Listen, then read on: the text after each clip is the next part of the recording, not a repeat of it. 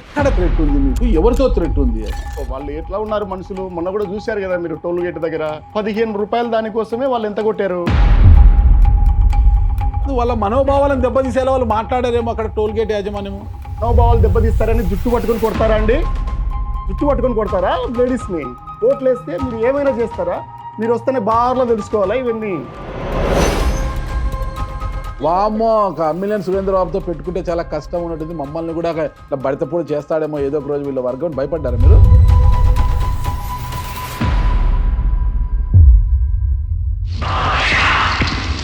భాష లాగా ఏమన్నా ఫ్లాష్ బ్యాక్ ఏమైనా ఉందా? మానిక్ భాష లాగా ఏమన్నా ఫ్లాష్ బ్యాక్ ఏం లేదు కదా? సరే, ఆర్డిటిపై జరిగిన పోరాటంలో పై చేయి డాక్టర్ తలారి రంగయ్యదా, సిట్టింగ్ ఎమ్మెల్యే అమ్మిలేని సురేంద్రబాబుదా? నేను స్వయంగా ఇవ్వాల్సిన వ్యక్తి కేంద్ర హోంమంత్రి గారు, వారిని కలిశాను. ఓకే, నేను లెటర్ ఇచ్చాను, మాట్లాడాను. ఫోటో వివాదం అంతా కూడా అదంతా నాకు ఎప్పుడో గతంలో కలిసిన ఫోటో, అది ఇప్పుడు కలరింగ్ ఇచ్చడానికి పెద్ద వివాదం అయింది కదా. ఆ చెప్పేవాడు ఎవడో వచ్చి దేనికి సిద్ధపడతాడో చెప్పమని. భవిష్యత్తులో రాజకీయాల్లో నుంచి వాళ్ళు తప్పుకుంటారా, నేను తప్పుకోవాలనా, లేదా ఇప్పుడే రిజైన్ చేస్తారా? ఆయన తప్పుకుంటే మీకు హ్యాపీగా, ఆయన అడ్డం ఉంటే గెలవడం కష్టము, ఆయన అంతగా తప్పుకుంటే మీకు ఈజీ అవుతుందని. ఆయన ఒక్కడే కాదు, ఎవడొస్తాడో రమ్మనప్ప. ఎంతసేపు నా అమ్మిలేని సురేంద్రబాబుకు బురద పూయాలి, మీరు మైలేజ్ పొందాలని చూస్తారా మీరు? ఆయన ఆల్రెడీ బురద పూసుకొనే ఉన్నాడు. మళ్ళీ నేను బురద పూయాలంటే నేను మళ్ళీ బురదలో చేయి పెట్టాలి. నాకేం అవసరం ఉంది అది? మీ దగ్గర ఉన్నది ఏంటి? అమిత్ షా గారికి మీరు ఎప్పుడైనా లేఖ రాశారా? కలిసినట్టు ఫోటో లేఖ కూడా ఉంది, చూపిస్తాను. చూపెట్టండి. ఏదైనా కార్యక్రమానికి మీరు పిలిస్తే తప్పితే ఉమామహేశ్వర్ నాయుడు మీ వెంట వస్తున్నాడా? ఓడిపోయిన తర్వాత కలిసి పనిచేయాల్సిన టైం ఇది. ఈ టైంలో ఎవరికి వాళ్ళు చేసుకోవాల్సిన టైం కాదు ఇది. ఒక ప్రతిపక్ష నాయకుడిగానో ప్రత్యర్థిగానో కాకోకుండా అమ్మిలేని సురేంద్రబాబు గారి పనితీరు మీద నిజాయితీగా చెప్పండి, ఎలా ఉంది? ఇట్లా వణికినారు. ఇంత గొప్పవాడు లేడు, కళ్యాణ దుర్గమే కాదు దేశంలోనే ఇంత కాంట్రాక్టర్ లేడని. అట్లా ఇంత ఎట్లా మార్పు వస్తుంది? అట్లా సినిమాల ఆఫర్లు ఎప్పుడు రాలేదా? నటన నువ్వు నిర్మాత కదా, నీకేమన్నా నాకంత ధనం ఉంటే అసలు ఇట్లా వణికినారని ఇట్లా చూపిస్తుంటే మీ చేతులు వణుకుతున్నట్లే. ఇలాంటి వాళ్ళందరినీ కలిసినప్పుడు జీవితం నేర్పిస్తుంది ఇది.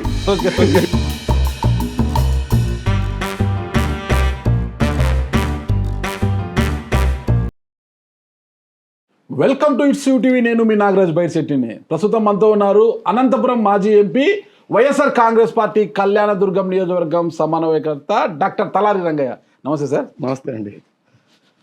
నాకు తెలిసి మీరు గతంలో ఒక ప్రభుత్వ అధికారి సార్. మీరు మీకు ఫ్యాక్షన్ నేపథ్యము ఏం లేదు కదా సార్? ఏమన్నా ఉందా మీకు, మీ బ్రదర్స్కి ఏదన్నా ఫ్యాక్షన్ నడిపారా? అట్లా అనిపించిందా నీకు? నాకు అర్థం కాలేదు. ఇటీవల కాలంలో గత 2 నెలల క్రితం 3 నెలల క్రితమో మీ కార్యకర్తలు, మీ నాయకులు వెళ్ళి జిల్లా ఎస్పీకి ఒక వినతి పత్రం ఇచ్చారు. తలారి రంగయ్య గారికి గన్మెన్ల సౌకర్యం ఇవ్వాలని వినతి పత్రం ఇచ్చారనమాట. ఏంటి రంగయ్య సార్కి అంత అవసరం ఏముంది గన్మెన్లని? ఏమన్నా తెలియకుండా ఏమన్నా వెనకలు ఏమన్నా తెరవనికి ఏమన్నా నడుపుతున్నాడా ఈయన అని నాకు అనుమానం వచ్చింది. ఏమన్నా ఉందా సార్ అట్లా? ఏమన్నా అంటే భాష లాగా ఏమన్నా ఫ్లాష్ బ్యాక్ ఏమైనా ఉందా? మానిక్ భాష లాగా ఏమన్నా ఫ్లాష్ బ్యాక్ ఏం లేదు కదా? ఎందుకు ఇచ్చారంటే వాళ్ళు థ్రెట్ని వాళ్ళు పర్సీవ్ అయ్యారు. వాళ్ళు ముందు జాగ్రత్తగా వాళ్ళు ఇచ్చారు. అది థ్రెట్ ఉందా లేదా అనేది పోలీస్ డిపార్ట్మెంట్ చూస్తారు. ఎక్కడ థ్రెట్ ఉంది మీకు? ఎవరితో థ్రెట్ ఉంది అసలు? దాంట్లోనే రాసి ఉంటారు కదా, నీకు ఇన్ని తెలిసినప్పుడు అది తెలిసి ఉండదా? అది ఎక్కడ ఏంటి అసలు? సరే, ఏమీ లేనప్పుడు వదిలిపెడదాము, ఏదన్నా ఉన్నప్పుడు వాళ్ళు చూసుకుంటారు కదా. అసలు అడగాల్సిన అవసరం ఏమొచ్చింది అసలుకి? అవసరం వచ్చింది. అంటే సాత్వికులు ఉండేది కళ్యాణ దుర్గములో, వ్యాపారస్తులు సాత్వికులు చాలా పద్ధతి వాళ్ళే ఉన్నారు. రోజు రోజుకి పరిస్థితులు మారుతున్నాయి. వాళ్ళకి మా నాయకులకు డౌట్ వచ్చింది, వాళ్ళు అడగాలనుకున్నారు, అడిగినారు.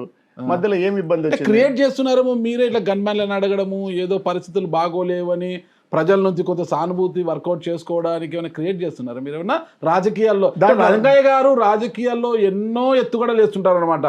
ఓకేనా? అది ఏదో 2024లో ఎక్కడో వికటించింది తప్పితే రాజకీయ ఎత్తుగడల్లో ఆయనకు పెట్టింది. మరి దాంట్లో ఏమన్నా ఇది ఒక ఎత్తుగడనా? పోనీలే, మంచి మార్కులు ఇచ్చి అసలు రాజకీయాలు తెలియవని చాలా సార్లు అడుగుతుంటివి, ఈసారి ఎత్తుగడలు అంటున్నావు. అదేం లేదు. అది వాస్తవం ఏంటంటే థ్రెట్ వాళ్ళు పర్సీవ్ అయ్యారు, అందువల్ల వాళ్ళు చాలా రోజుల నుంచి అడగాలనుకున్నారు, అడిగినారు. అది ఆ థ్రెట్ ఎవరి వల్ల? వాళ్ళ నాయకుడికి ఉంది అని వాళ్ళు దాంట్లోనే రాసి ఉన్నారు కదా. మీకు తెలియదా? నాకు తెలియదు. నాకు ఎంతవరకు తెలుసు? అందుకే గన్మెన్లను అడిగారు, ఎందుకు అడిగారు అనేసి నా మధ్యలో తలెత్తిన ప్రశ్న. అంత అడిగినోడివి ఆయనతో కూడా తెలుసుకోవచ్చు కదా, నువ్వు అంత పెద్ద అది మీతో తెలుసుకుంటే బాగుంటుంది సరే, అనేసి ఇది- నేను ఇది బాగుంది, ఈ మాట బాగుంది, కానీ నాగరాజు అనుకుంటే అవి నిజంగానే తెలియకుండా ఉంటాయి. ఎవరు అదే మీతో ఇచ్చారు? అడిగి తెలుసుకోవాలని ఉంది నాకు. యాక్చువల్గా అదే ముఖ్యంగా ఈ స్టాంపుల గురించి, ఎందుకంటే అది ఆల్రెడీ హైకోర్టులో ఉంది కాబట్టి పిల్లు కూడా వేసి ఉన్నాము నేనే కాబట్టి, సో దాని మీద ఎక్కువ మాట్లాడకూడదు అనేది నా ఉద్దేశం తప్ప వేరే ఏం లేదు. ఎందుకంటే కోర్టులో ఉన్నప్పుడు తక్కువ మాట్లాడాలని, దాని ద్వారా వచ్చే అవకాశం ఉంది. ఎందుకంటే 100 కోట్లు 1000 కోట్లు ఇంకా ఎన్ని కోట్లు అనేది కూడా తెలియలేదు. వాళ్ళు ఒప్పుకున్న దాని ప్రకారమే వాళ్ళు మీ సృష్టి 100,000 1000 అనేది మీ సృష్టి కాదు. అక్కడ 15,000 ఈ స్టాంపులు 15,681 ఎన్నో ఈ స్టాంపులు నడిచినాయి. దాంట్లో ఈ కంపెనీ వాళ్ళే, ముఖ్యంగా ఎమ్మెల్యే కంపెనీ వాళ్ళే దాదాపు 433 ఎన్నో కొన్నారు. దాంట్లో 400 పైన కొన్న దాంట్లోనే దాదాపు 10% తప్పు ఉన్నాయని వాళ్ళే చెప్పినారు. మిగతా ఏమున్నాయో ఎంత తెలియదు కదా, అసలు మాకు సంబంధమే లేదు, మాకు తెలియదు వాళ్ళు జరిగింది అనేసి వాళ్ళు బల్లగుద్ది చెప్తున్నారు. తప్పు ఉంటే అదే శిక్షకైనా సిద్ధం పోనీ నువ్వు అంటున్నారు కదా. 15,000 నువ్వు చూసినావా? నువ్వు ఎవరన్నా ఒక్కరన్నా చేసి సర్టిఫై చేయమను, పోనీ ఆయన్నే చేసి ఇవ్వమను. ఓకే. నువ్వు చేసి ఇవ్వు, లేకపోతే ఎవరో ఒకరు చెప్పాలి కదా. 15,000 ఇప్పుడు ఇన్ని వచ్చినాయి, దాంట్లో ఇన్ని ఫేక్ అన్నారు, ఇంకెన్ని ఫేక్ వచ్చి చెప్పాలి కదా. అది ఎవరో ఒకరు అయితే, ఒక ఆర్గనైజేషన్ అయితే ఎవరో ఒకరు చెప్పాలి కదా. అదే అడుగుతుంది, అది పబ్లిక్ మనీ కదా. దానికోసం మీరు భుజానికి ఎత్తుకున్నారు. భుజానికి ఎత్తుకునేది నేను పిల్లి వేసాను కదా. అదే అందుకే భుజానికి ఎత్తుకుని పిల్లి వేసినాము. అక్కడ ఉన్న పరిస్థితులు పబ్లిక్ లిటిగేట్ పబ్లిక్ ఇప్పుడు వాళ్ళు ఎట్లా ఉన్నారు మనుషులు, మొన్న కూడా చూశారు కదా మీరు. టోల్ గేట్ దగ్గర 15 రూపాయలు దానికోసమే వాళ్ళు ఎంత కొట్టారు. 15 రూపాయలు దానికే ఆ పరిస్థితులు ఉన్నప్పుడు 15 రూపాయలు ఎక్కడ లేదు టోల్ గేట్ దగ్గర. 120 140 ఒక వన్ సైడ్ 3,000 రూపాయలు కడితే 200 సార్లు తిరిగి వచ్చాడు. కరెక్ట్. 3,000 రూపాయలు నా కారు కదే ఉండేది. మరి 3,000 రూపాయలు 200 సార్లు తిరిగినప్పుడు డివైడ్ చేస్తే ఎంత పడుతుంది? మీరు ఆ లెక్కచారం పోయినారా? ఆ లెక్కచారం అది ఉన్న లెక్క అదే కదా. ఓకే, వాళ్ళు 3,000 కట్టారని మీరు ఎలా అట్లా అనుకుంటున్నారు? కాదు, కడితేనేమో అదే కడితే 15 రూపాయలు. దాని విలువ 15 రూపాయలని మీరే లెక్క కడతారు. వాళ్ళు విషయం- తీసుకోలేదు, అందరు తీసుకోవాలని లేదు విషయం కదా ఏమిటంటే scheme. నారాజు గారు, ఒక టోల్ గేట్ దాటడానికి మినిమం అయ్యే ఖర్చు ఎంత? మీ లెక్క ప్రకారం 15 రూపాయలే కదా. వాళ్ళ మనోభావాలను దెబ్బతీసేలా వాళ్ళు మాట్లాడారేమో అక్కడ టోల్ గేట్ యాజమాన్యం. మనోభావాలు దెబ్బతీస్తారని జుట్టు పట్టుకొని కొడతారా అండి? జుట్టు పట్టుకొని కొడతారా లేడీస్ ని? మనోభావాలు దెబ్బతీస్తారని ఎవరు అనుకుంటున్నారు మీరు? మేము ఎప్పుడు మీ ముందు గౌరవనీయులు అని పలుకుతుంటాం, ఇదే గౌరవం ఉండేది. మీకు లోపల ఉండే వాడు బయట ఉండేటోడే జుట్టు వీకి కొట్టి వాడిని కాలుతో దన్నేసి అక్కడ ఉన్న బార్కెట్లు వీకేస్తూ ఉంటే వాళ్ళకి బయట ఉండేటోళ్ళకి అంత కోపం వచ్చిందంటే లోపల ఉండేవాడికి కారులో కూర్చున్నోడికి నీకెంత కోపం వచ్చిండల్లా? నీ గురించి కదా వాళ్ళు గొడవ పడి ఉంటారు. వాళ్ళకి ఏమైనా శత్రుత్వం ఉందా అండి? వాళ్ళ నాయకుడిని ఏదన్నా మాట్లాడారేమో, అది వాళ్ళు సహించలేకపోయారేమో కదా పాపం. అవును, సహించలేకపోతే ఇట్లా చేస్తారా? సహించలేకపోతే దాని పద్ధతులు వేరు ఉంటాయి కదా. ఎంత నీట్గా అన్ని తెలియకపోతే ఇంకేం మాట్లాడిండే వాళ్ళు. క్లియర్గా జుట్టు పట్టుకొని లాగి కొడుతున్నారు, కాలుతో ఎగిరించి తంతున్నారు, కాలుతో ఎగిరిస్తున్నారు. టోల్ గేట్ మిగతా వాళ్ళ మీద కన్నా మహిళల మీద చేయి చేసుకున్నారు, మహిళలు కాలుతో కొన్నారు. అది అది చాలా ఘోరమైన తప్పు. ఆ టైం కూడా ఏంది? మీరు ఆ నెలలోనే 23వ తారీఖునే మహిళా భద్రత కోసం పెద్ద ఎత్తున ర్యాలీ చేసినారు. 24 తిరుపతి వినారు, 25 తరినారు మహిళల్ని. మీరు చెప్తున్నది ఏంటి, చేస్తున్నది ఏంటి? అందువల్ల ఇలాంటి విషయాలన్నీ ఉన్నాయి. వాళ్ళనే ఆ స్థాయిలో 15 రూపాయల దానికే ఆ లెవెల్లో వాళ్ళకి కోపాలు వస్తున్నాయి, తంతన్నారు. అది జాతీయ రహదారుల మీద. ఓకే, అంటే టోల్ గేట్ ఎపిసోడ్ చూసి రంగయ్య గారి వర్గం భయపడింది అంతే కదా. టోల్ గేట్ అమ్మిలేని సురేంద్రబాబుతో పెట్టుకుంటే చాలా కష్టం ఉన్నట్టుంది, మమ్మల్ని కూడా ఇట్లా బడితపోడు చేస్తాడేమో ఏదో ఒక రోజు వీళ్ళ వర్గం. భయపడ్డారు మీరు? నాకేం భయం లేదు. ఆయన తప్పు లేదు కదా, ఆయన తప్పు లేదని చెప్తున్నాడు కదా. అది తప్పు లేదన్నప్పుడు ఆయనతో మీకెందుకు థ్రెట్? అరే ఆయన చెప్తానే ఎట్లా అయిపోతుంది అండి? వాళ్ళు చెప్పనివ్వండి, చేస్తున్నారు కదా. మరి మీరు ఫీల్ అవుతున్నారు కదా, ఏమని ఫీల్? నాకు ప్రమాదం ఉంది, నేను ఈ స్టాంప్ కుంభకోణంలో నేను అన్ని వెలికి తీస్తున్నాను, పిల్లు వేసానని మీరు ఫీల్ అవుతున్నారు. ఫీల్ కావట్లేదు కదా, నా తప్పు లేదు, ఏం జరిగితే జరుగుతుంది, నా తప్పు లేనప్పుడు నాకేం భయం ఉన్నాడు. ఉండమను, అదే ఉండమను, అట్లనే ఉండమని ఎవరు వద్దంటున్నారు? నా గన్మెన్ కు నీకు ఆయనకు గవర్నమెంట్ మనీని వేస్ట్ చేసేట్లు కదా. ఇప్పుడు అనవసరంగా మీరు మాజీ ఎమ్మెల్యేలు వీళ్ళంతా ఒక స్టేటస్ సింబల్ అనమాట, గన్మెన్లను వాళ్ళలో పెట్టుకొని తిరిగితే. నారాజ్ గారు, అది నాకేం స్టేటస్ సింబల్ కాదు. నిజంగానే ఆ టైంలో నేను ఎంపీగా అయిన రోజు కూడా గన్మెన్ పంపిస్తానంటే అప్పుడు ఎవరుండినారు ఆఫీసర్, మళ్ళీ ఒకసారి ఆయనకు గుర్తుంటే కనుక్కోండి. నేను అడిగిన మాట ఏంటంటే నాకు గన్మెన్ అవసరం లేదు, కావాలంటే రిటర్న్ గా ఇస్తాను అంటే, సార్ మీరు రిటర్న్గా ఇవ్వండి సార్ అన్నారు. రిటర్న్గా ఇవ్వమంటే రిటర్న్గా ఇస్తాము, కానీ రిటర్న్గా మీరు ఇచ్చినా కూడా మాకు గన్మెన్ అవసరం లేదన్నా కానీ కూడా మా గవర్నమెంట్ పాలసీ ప్రకారం మీకు గన్మెన్ ఇస్తాము అన్నారు. మళ్ళీ దానికి ఆ డ్రామా ఎందుకు, నేను వద్దని రాయడం ఎందుకు, మళ్ళీ మీరు నాకు గన్మెన్ ఇవ్వడం ఎందుకు, ఇవ్వండి అని చెప్పి నేను ఊరుకున్నా. ఓకే, నేను ఎప్పుడు పోయి ఎస్పీ గారి దగ్గరనో ఇంకోరినో లేదా నాగరాజు గారికి అయినా కానీ కూడా ఫోన్ చేసి కానీ ఎక్కడైనా పత్రికా విలేకరుల సమావేశంలోనో నాకు థ్రెట్ ఉంది మా వాళ్ళని అడగమన్నానని నేను ఎప్పుడు చెప్పలేదు, ఆ పని నేను చేయలేదు. మీ మా- అన్నగారు మా నాయకుడి కార్యకర్త మా నాయ- తగ్గిస్తారు వాళ్ళకి ఒక వాదన వాళ్ళకి ఏదో తోచింది, దాని ప్రకారం వాళ్ళు అడిగారు నాయకుడిని కాపాడుకోవాలని. కాపాడుకోవాలి. ఎందుకంటే 100 కోట్లు బయట పడ్డారు, ఏదో కారణం నేను అడిగాను అన్న దాని గురించి. ఎందుకంటే అది మీకు సంబంధం లేదు సార్, మా నాయకుడిని కాపాడుకునే బాధ్యత మాది. ఈ ప్రాంతంలో పరిస్థితులు మారుతున్నాయి. ఎందుకంటే ఇక్కడ చూస్తున్నాం కదా, కొన్ని వేలకు కూడా ఎన్నో జరుగుతాయి ఘోరాలు. 15 రూపాయలకే జరిగింది ఆయన ద్వారానే. ఇంకోటి ఏంటంటే అవి పెద్ద ట్రిప్పర్లు. సీన్ లో ఆయన కనిపించలేదు కదా. అరే ఏం నాగరాజు గారు మరి అంత Scene లో ఆయన మళ్ళీ కనిపించలేదు. అంత వెనకేసుకొని రావాలన్నా ఆయన ఎంత వెనకేసుకొచ్చాక ఆయన ఏమన్నా బాబాయ్ కాదు, అన్న కాదు, ఇంకోటి కాదు, ఆయన ఒక ఎమ్మెల్యే ఆయన అంతే. అందరికీ తెలుసు. లోపల ఉన్నాడు, ఆయనకు కోపం వచ్చింది, ఆ కోపాన్ని ఈ రకంగా చూపించినాడు అని అందరికీ తెలుసు. ఇంకా సీన్ లో ఉండాలంటే సీన్ లో లేడు, scene లో ఉండాలంటే అక్కడ లేడు కదా. సీన్ లో ఉండాలంటే ఎమ్మెల్యే వచ్చి మహిళ జుట్టు పట్టుకోవాలి, కొట్టాలని అని ఉద్దేశం. ఏంటి మహిళల పైన చేయి చేసుకోవడం చాలా తప్పు, క్షమించడం తప్పు. లేదు, ఉద్యోగస్తుల పైన కూడా వాళ్ళని పనిష్ చేయాల్సిందే. ఆ ఒక్క మాట ఎందుకు? ఉద్యోగస్తుల మీద ఎగిరెగిరి కాలుతో తొనినారు, అది దాన్ని ఖండించరా మీరు? దాన్ని కాలుతో కొడతారా అండి మీరు? ఏమది లెక్కలేనితనం కాకపోతే? ఓట్లు వేస్తే మీరు ఏమైనా చేస్తారా? మీరు వస్తేనే బార్లో తెలుసుకోవాలా ఇవన్నీ? అట్లా చేసేటప్పుడు అట్లా వాళ్ళ మెంటాలిటీ ఎట్లా ఉంది? ఎన్ని ఉదాహరణలు చూపిస్తాను నేను. మీరు కావాలంటే ఆ కళ్యాణి బారు మొదటిది ఆ దినేష్ది లాక్కునేటప్పుడు చూడండి, ఎమ్మెల్యే డౌన్ అన్న తర్వాత వాళ్ళందరూ ఎట్లా లొంగిపోయినారు, వచ్చి ఇట్లా వణికినారు. ఇంత గొప్పవాడు లేడు, కళ్యాణ దుర్గమే కాదు దేశంలోనే ఇంత కాంట్రాక్టర్ లేడని. అట్లా ఎట్లా మార్పు వస్తుంది? అట్లా సినిమాల ఆఫర్లు ఎప్పుడు రాలేదా నటన దానికోసం? నువ్వు నిర్మాతగది, నీకేమన్నా నాకంత ధనం ఉంటే అసలు ఇట్లా వణికినారని ఇట్లా చూపిస్తుంటే మీ చేతులు వణుకుతున్నట్లే. ఇంత నటనా చాతుర్యం ఎక్కడి నుంచి వచ్చింది రంగయ్య గారికి అనేది నాకు అసలు ఇట్లా ఎంత కత్తి కాంతారావు, ఎస్వి రంగారావు, రావు గోపాలరావు గుర్తుకొస్తారు. మీలాంటి వాళ్ళందరినీ కలిసినప్పుడు జీవితం నేర్పిస్తుంది ఇది. చూపిస్తున్నారు నిజంగా వణికినాడు అతను. నేను చాలా ఆశ్చర్యపోయినాను. అతను ఎంత ధైర్యవంతుడు అంటే, ఆ ప్రాంతంలో నేను ఆఫీసర్ ఉన్నప్పటి నుంచి చూసినాను. అతను ఒక రకమైన ప్రజా సంఘంలో ఆ లెవెల్. ఎవరైనా సరైన పేరెందుకులే, మళ్ళీ అదొకటి పేరు చెప్పడానికి కూడా భయపడతారు. అరే నాకేం భయం, వ్యక్తుల పేర్లు ఎందుకు అవసరం లేదు కదా. అందరికి చెప్తాను నేను ఎవరి గురించి మాట్లాడుతున్నాను. అతను రిపోర్టర్ కూడా పనిచేసినాడు.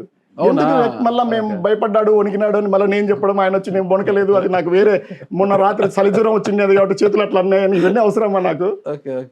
జరుగుతున్నది కనుక్కుంటే అది అర్థమైతే చాలు, అంతే. బ్యూరోక్రాట్ నుంచి రాజకీయ నాయకుడు అయినారు, రాజకీయ నాయకుడి నుంచి ఒక నటనా చాతుర్యం లేదు, పాడు లేదు. ఏంటంటే అది ఓటమి నేర్పిస్తుంది, చుట్టూ జరిగిన తర్వాత అది నేర్పిస్తుంది. నేను కూడా నేర్చుకుంటున్నాను, ఇంకా నేర్చుకోవాల్సినట్టు చాలా ఉన్నాయి. లేకపోతే ఏంటి, అది అట్లా కాదు. మీరు పట్టుకొని అడగండి, ఏమయ్యా 15 రూపాయలకి ఎందుకు అంత కక్కుర్తని పోయి అడగండి. నన్ను కాదు అడగాల్సింది. ఏదో మా నాయకులు వాళ్ళకేదో ఉన్న ఇన్ఫర్మేషన్, వాళ్ళకేదో ఫ్రీగానే ఉంటుంది కదా టోల్ గేట్. ఎమ్మెల్యేకి ఫ్రీగా ఉందా, ఏమి ఉందా అనేది కాదు, ఎందుకు కొట్టినారని అడగండి. ఎమ్మెల్యేకి ఫ్రీ, ఎమ్మెల్యే ప్రజాప్రతినిధులకు ఫ్రీ కదా. అట్లా కాదు, ఎందుకు ఫ్రీగా ఉందనేది కాదు, ఎందుకు కొట్టినారని అడగండి.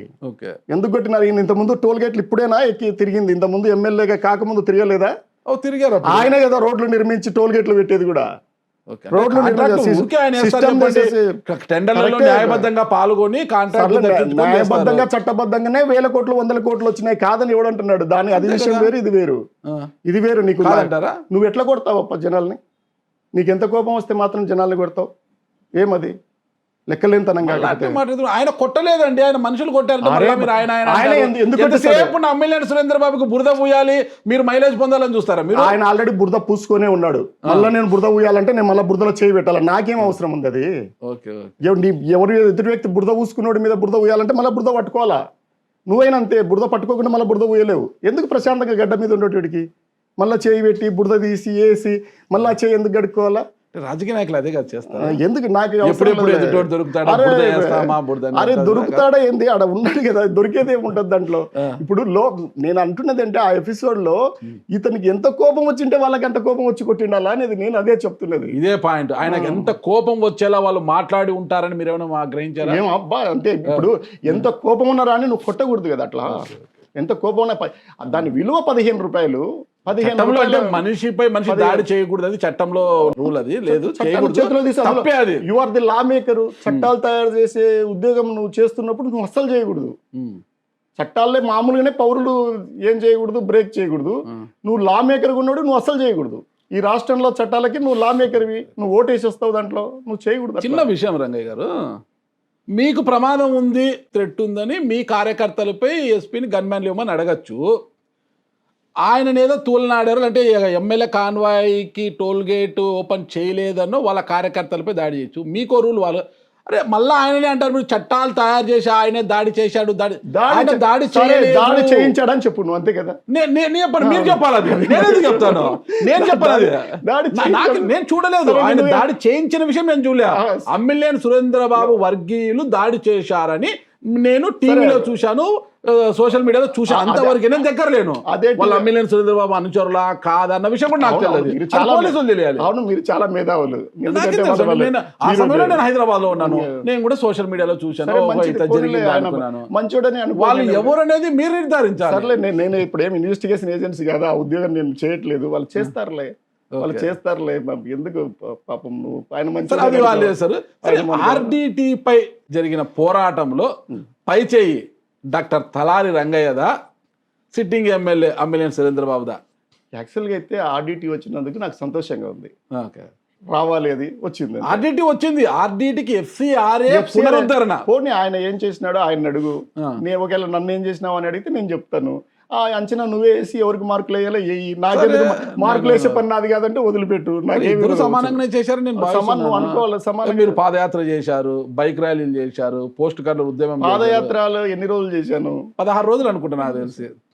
బాగా కష్టపడ్డారు. లేదని లేదు, ఆయన కూడా మొత్తం ఎమ్మెల్యేలు వేసుకుని ఢిల్లీకి పోయాడు, ఢిల్లీకి తిరిగాడు, చంద్రబాబు నాయుడు మీద లోకేష్ మీద ఒత్తిడి తీసుకొచ్చాడు ఆయన కూడా. అవును, ఎన్ని నెలలు పట్టింది? మీకు ఎంత సమయం పట్టింది, ఆయనకు అంత సమయం పట్టింది. ఆయన వాళ్ళు అధికారంలో ఈయన డైరెక్ట్ కాదు కదా, ఈయన ఒక ఎమ్మెల్యేగా ఎమ్మెల్యేల ప్రతినిధులు అంతా వెళ్ళి విన్నవించడము, లోకేష్ ని చంద్రబాబును కలిసినప్పుడు వాళ్ళకు చెప్పాలి, వాళ్ళు అక్కడ ఢిల్లీ తీసుకెళ్ళాలి, వాళ్ళు కదా దూతలు, ప్రతినిధులు. విషయం ఏంటంటే ఓ ప్రభుత్వము తన పని తను చేయనప్పుడు ప్రజల తరపున, ప్రాంతం తరపున, ప్రధాన ప్రతిపక్షం తరపున పోరాటాలు చేయాల్సిన బాధ్యత మా మీద ఉండింది, మేము చేశాము. ఇంకొకటి ఏంటంటే ప్రజల తరపున క్రెడిట్ మీద మీరు తీసుకుంటారా? ఒక ప్రధాన ప్రతిపక్షంగా అది మా టీంకు సమిష్టిగా వచ్చిన ఒక విజయంగా నేను భావిస్తున్నాను, గర్వంగా. మా టీంకి అంతటికి, మా పార్టీకి వచ్చిన ఒక విజయంగా మేము భావిస్తున్నాం దాన్ని. అది వాళ్ళు అదే భావిస్తున్నారు, వాళ్ళు భావించుకోమని మేము దాన్ని తీసేయండి అని మేము చెప్పలేదు కదా, మేము భావిస్తున్నాం. మేము పాదయాత్రకు కొన్ని ఒక ప్రశ్న మిమ్మల్ని సూటిగా అడుగుతాను, చెప్పండి. అంటే మీ ద్వారా అడగండి, అట్లాగే ముక్కు కనిపిస్తుందిలే, ముక్కు సూటిగానే అడుగుతాను. ఎక్కడన్నా ఒక్క తెలుగుదేశం జెండా ఈ పాదయాత్ర కోసము, ఈ ఆర్డిటి కోసము ఒక పసుపచ్చ జెండా ఆర్డిటి కావాలని పట్టుకొని తిరిగి ఒక్క చోటన చూసారా? కానీ నేను జెండాలతో ముందుకు పోయే వాళ్ళు కాదు కదా. సురేంద్రబాబు లక్ష్యం ఏంటి? ఎఫ్సిఆర్ఏ సాధించాలి. ఎలా సాధించాలి? జెండా పెట్టుకొని సాధించాడా కాదు, ఎఫ్సిఆర్ఏ సాధించాలి. రంగయ్య గారి ఆశయము అదే, ఎఫ్సిఆర్ఏ సాధించాలి. ఇద్దరు లక్ష్యం ఒకటే కదా. అడిగిన దానికి చెప్పు, చూసావా అని అడిగినాను, చూడలేదని చెప్పు, తర్వాత మిగతా చూడలేదని చెప్తున్నా. ఎక్కడన్నా ర్యాలీలో కానీ ధర్నాలలో కానీ అది రావాలని కానీ వీళ్ళు ఎప్పుడన్నా పాల్గొనేది ఉండిందా? ప్రతిపక్షంలో మీరు ఉన్నారు కాబట్టి మీరు చేసే ప్రతి పనికి మైలేజ్ పొందాలని మీరు అనుకుంటారు. అధికార పక్షంలో వాళ్ళు ఉన్నారు కాబట్టి వాళ్ళకి మైలేజ్ అవసరం లేదు, వాళ్ళు చేసే పని వాళ్ళు చేసేస్తారు. మీకు ప్రతిపక్షంలో ప్రతి చిన్నది మీరు చూపించాలి, ప్రజలకు చూపించాలి, మీడియాకు చూపించాలి. వాళ్ళకి మైలేజ్ ప్రతిభ పొంగి పొర్లుతుంది, అందువల్ల అది కాపాడుకోవడమే కష్టంగా ఉంది వాళ్ళకి కదా. మాకేం లేదు కాబట్టి మేము ఇట్లా చేయాలి. మాకు ఆర్డిటి గురించి ప్రధాన ప్రతిపక్షంగా అది మాకు వచ్చిన సమిష్టి విజయంగా మేము భావిస్తున్నాం. వాళ్ళు భావించాలనుకుంటే భావించమను, తెలుగుదేశం వాళ్ళు భావించొద్దని నేను చెప్పాల్సిన అవసరం నాకు లేదు. నేను చేసిన ఏం చేసినావు అంటే మీరు చేశారు, నా ఎదురుగా కూర్చున్న నాగరాజు గారు కూడా ప్రత్యక్ష సాక్షులు. దాంట్లో వచ్చా, నేనే ఇంటర్వ్యూ చేశాను మిమ్మల్ని, దాంట్లో డౌట్ లేదు. ఆ రోజు నేను ఎంత కాన్ఫిడెంట్ గా మాట్లాడాను, మళ్ళీ వచ్చేంత వరకు ఎలా ఉన్నాం చేసినాం కదా. మా ప్రయత్నం నేను గల్లీ నుంచి ఢిల్లీ వరకు చేశాను నేను. కానీ మీరు చేసిన ప్రయత్నాలన్నీ గల్లీకే పరిమితం అయిపోయి ఢిల్లీ వరకు విషయాన్ని తీసుకెళ్లింది అమ్మిలేని సురేంద్రబాబు అని వాళ్ళు అంటున్నారు. నేను స్వయంగా ఇవ్వాల్సిన వ్యక్తి కేంద్ర హోంమంత్రి గారు, వారిని కలిశాను, నేను లెటర్ ఇచ్చాను, మాట్లాడాను. నేను ఎప్పుడు మార్చి 16వ తేదీన కలిస్తే 17వ తేదీ సాయంత్రానికి 25 మార్చా, 26 మార్చి 26 మార్చి 16న నేను కలిస్తే 17 సాయంత్రం నాకు ఉన్న ఇన్ఫర్మేషన్ ఏంటంటే సెక్రటరీ గారిది ఆల్రెడీ ఫైల్ క్లియర్ అయిందని. ఓకే, సెక్రటరీ మీకు బాగా క్లోజా? నాకేం క్లోజ్ కాదు.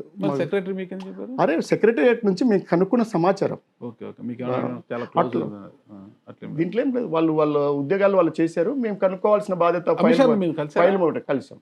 మరి ఆ ఫోటో వివాదం అంతా కూడా అదంతా నకిలీ, ఎప్పుడో గతంలో కలిసిన ఫోటో అది సరే, ఇప్పుడు కలరింగ్ ఇచ్చడానికి పెద్ద వివాదం అయింది కదా. ఒక వివాదాన్ని నేను ఇప్పుడు కూడా ఛాలెంజ్ చేస్తున్నాను నాగరాజు గారు, మీరు గట్టిగా తీసుకుపోండి. ఎవరైనా ఆ ఛాలెంజ్ స్వీకరించే వాళ్ళు, నేను కలవలేదని లేదా వాళ్ళు ఛాలెంజ్ విసిరేవాళ్ళు, కలవలేదని చెప్తున్నారు కదా, ఆ చెప్పేవాడు ఎవడో వచ్చి దేనికి సిద్ధపడతాడో చెప్పమను. దేనికి సిద్ధపడతాడు?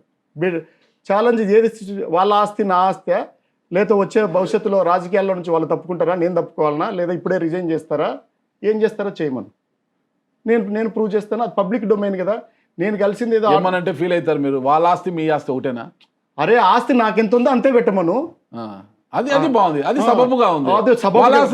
అరే ఆస్తి కావచ్చు, రాజకీయం కావచ్చు అని చెప్తున్నాను. నా ఆస్తి ఎంత ఉందో అంతే పెట్టమను. నాకు 10 ఎకరాలు ఉంటే 10 ఎకరాలే పెట్టమను. లేదా నా 10 ఎకరాలకు నువ్వు వ్యవసాయ పొలాలు ఉన్నాయి కానీ న్యాయ నిర్ణేతగా నువ్వు నిలబడి సార్ మీ 10 ఎకరాలకు వాళ్ళకి 2 ఎకరాలే సమానం అంటే అదే పెట్టమను. మీ ఆస్తికి తగ్గట్టు ఏంటంటే క్యాష్ గానీ, ప్రాపర్టీ గానీ, లేదా పదవి గానీ దేనికి వచ్చి సిద్ధపడతారో. రంగయ్య కలవలేదు, ఆయన అబద్ధాలు చెప్పినాడు, రంగయ్య అబద్ధాలు చెప్పినాడని వాళ్ళు ప్రూవ్ చేయగలిగితే కలిసిందైతే వాస్తవం, కలిసింది 100% వాస్తవం. మీకు ఏం సాక్ష్యాలు కావాలో నేను చూపిస్తాను. మీ దగ్గర ఉన్న సాక్ష్యం ఏంటి అసలు? చాలా అమిత్ షా గారిని కలిసిన తర్వాత మీకేమన్నా రాతపూర్వకంగా గట్టిగా అడుగుతున్నావు కాబట్టి ఎవరో పోటీకి వచ్చినప్పుడే నేను అవన్నీ చూపిస్తాను.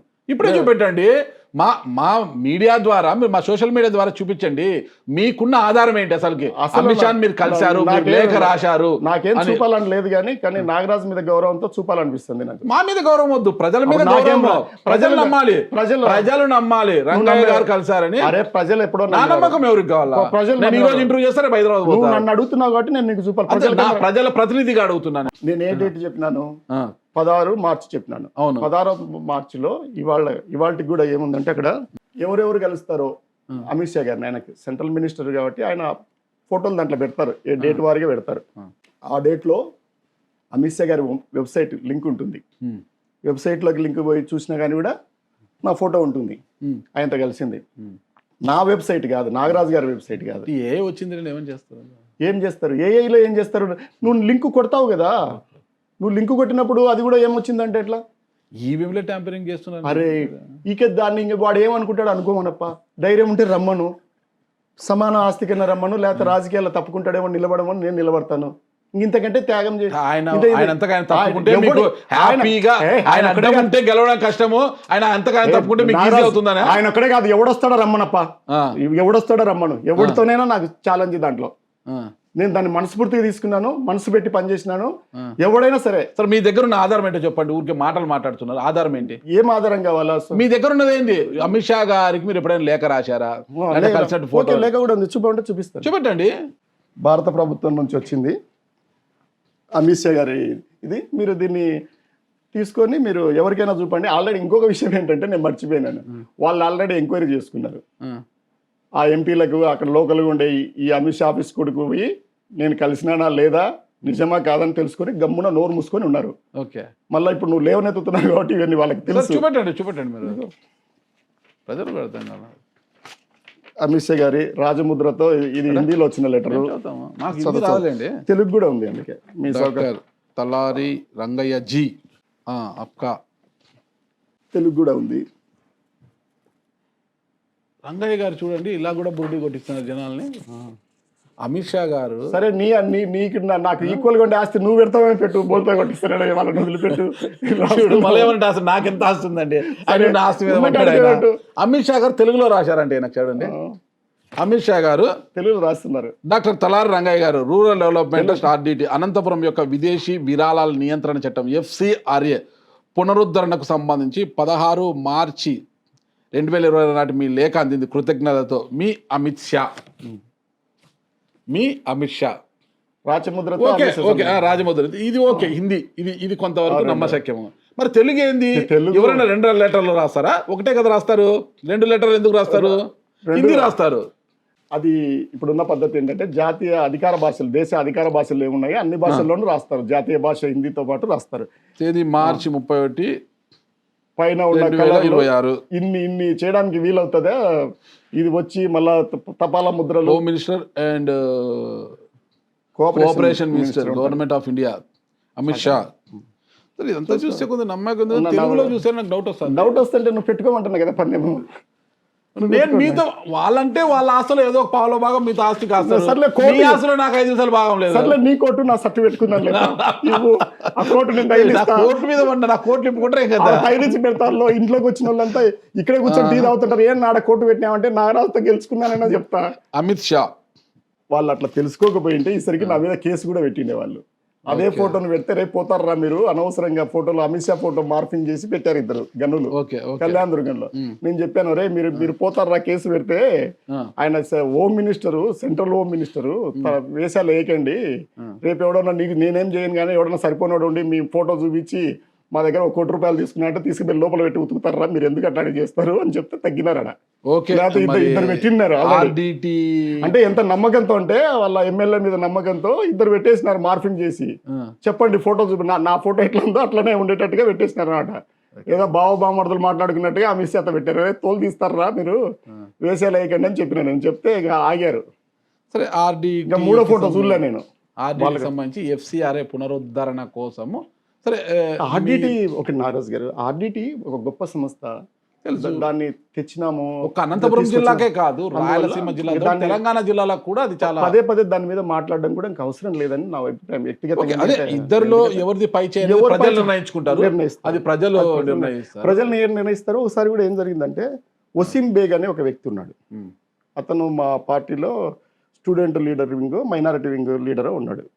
ఈ ప్రాంతం నా పార్లమెంట్ కాదు, నా జిల్లా కాదు, పక్క జిల్లా. అతను అడిగినాడు ఆర్డిటీలో ఎవరు కీలకమైన పాత్ర FCRA సాధించడంలో. ఏది గూగుల్ని అడిగినాడు. దాన్ని కూడా మేనేజ్ చేసినామంటే నేనేం చెప్పేది ఏం లేదు, కానీ దాంట్లో నా పేరు వచ్చింది, డాక్టర్ తలారి రంగయ్య గారు అని. రాజకీయ పునరుద్ధరణ జరిగిన తర్వాత కళ్యాణ్ దుర్గంలో సేవా ఆడిట్ అంటూ మీరు ఒక ర్యాలీ చేశారు కదా, ఏంటి అది ఎంత ఇష్యూగా మారిపోయింది, అంత కేసులు పెట్టారు, ఏంటి ర్యాలీ చేశారా ఇంకా లేకుండా ఏదైనా చేశారా? ఏం చేయలేదు అసలు. ఎప్పుడు అట్లా చట్టాలను నేను విఘాతం కలిగించేవాడిని, శాంతి భద్రతలకు ఎప్పుడు. అక్కడి నుంచి ఆ స్కూల్ నుంచే కదా వచ్చారు మీరు? అందుకే కదా నేను చెప్తున్నాను. వాళ్ళు ఏమనుకుంటానంటే, నేను ఎప్పుడైనా మా వాళ్ళకి కూడా చెప్తాను, నేను ఎప్పుడో 31 సంవత్సరాల క్రితం ఎస్ఐని ఇవాళతో పోలిస్తే 95లో అప్పలో నేను క్యాడెట్ ఎస్ఐని. వద్దు అట్లా మనం చేయకూడదని నేను చెప్తాను. విషయం ఏంటంటే, మేము పాదయాత్ర చేసినప్పుడు అది ఏమిటంటే ఖచ్చితంగా ఆ రోజుకి వచ్చేసరికి ఆయన వర్ధంతి రోజు పడింది, చివరి రోజు. మామూలు కూడా పాదయాత్ర కంప్లీట్ చేసేటప్పుడు మేము పాదర్ విగ్రహం దగ్గరికి వెళ్ళి దండ వేసి క్లోజ్ చేద్దామని మేము అనుకున్నాం. వాళ్ళు ఏం చేశారు, మమ్మల్ని పోనివ్వలేదు. మేము గూబన్పల్లిలో పెద్ద ఇష్యూ అయింది. గూబన్పల్లి నుంచి ఆ రోజు పాదయాత్ర ఉంది, విగ్రహం దగ్గర కూడా మమ్మల్ని పోనివ్వలేదు. పెద్ద ఎత్తున ఫోర్స్, DSPలు అందరు కలిసి మమ్మల్ని పోనివ్వలేదు. ఆ రోజు మాట్లాడుతూ ఏమనంటే, ఈ రోజు మేము విగ్రహం దగ్గరికి పోనివ్వలేదు మమ్మల్ని, ఖచ్చితంగా ఆర్డిటీ సాధించే రోజు వస్తుంది, దాంట్లో మేము ఇక్కడ నుంచి ఢిల్లీ వరకు కూడా మేము ఖచ్చితంగా మేము దాని మీద పోరాడతాం. వచ్చిన రోజు నేను మళ్ళీ పాదాల విగ్రహం దగ్గరికి వచ్చి దండేస్తానని చెప్పినాను. 16వ తేదీన వచ్చింది. మేము 16వ తేదీ పోయి వచ్చినాము. 23, 24లో అది కన్ఫర్మ్ అయిపోయింది. వారం రోజుల తర్వాత నేను 30వ తేదీ పోయి దండేసి వచ్చినాం అంతే. ర్యాలీగా పోయినాం, ఎందుకంటే విజయయాత్ర సంతోషం. మేము సెలబ్రేట్ చేసుకోవడం తప్పే ఉందప్ప, తప్పేం లేదు, సెలబ్రేట్ చేసుకున్నాం అంతే. సెలబ్రేట్ మీద కేసు పెట్టారు. 33 వాళ్ళు ఎవరు చెప్పినారో మరి, వాళ్ళకి ఎందుకు చెప్పినారో, వాళ్ళని ఏమన్నా ప్రూవ్ చేయమనండి. నేనేం చేసినాను, ఎక్కడన్నా ఒక 10 నిమిషాలు ట్రాఫిక్ అన్న జామ్ అయిందేమో. పోలీస్ పర్మిషన్ ఉందా? ఉంది. మేము అడిగాము, పోలీస్ పర్మిషన్లు ఎప్పుడు ఇవ్వలేదు, ఎప్పుడు అడుగుతూనే ఉన్నాం. మేము ప్రతిసారి ₹150 కడుతూనే ఉన్నాం. బందోబస్తు కోసం కట్టాల్సినది ఏదో ఉందో అది ఎప్పుడు మా రెగ్యులర్గా మా కన్వీనర్లు వెళ్ళి కడుతూనే ఉన్నారు. ఆ రోజు కూడా కట్టాం.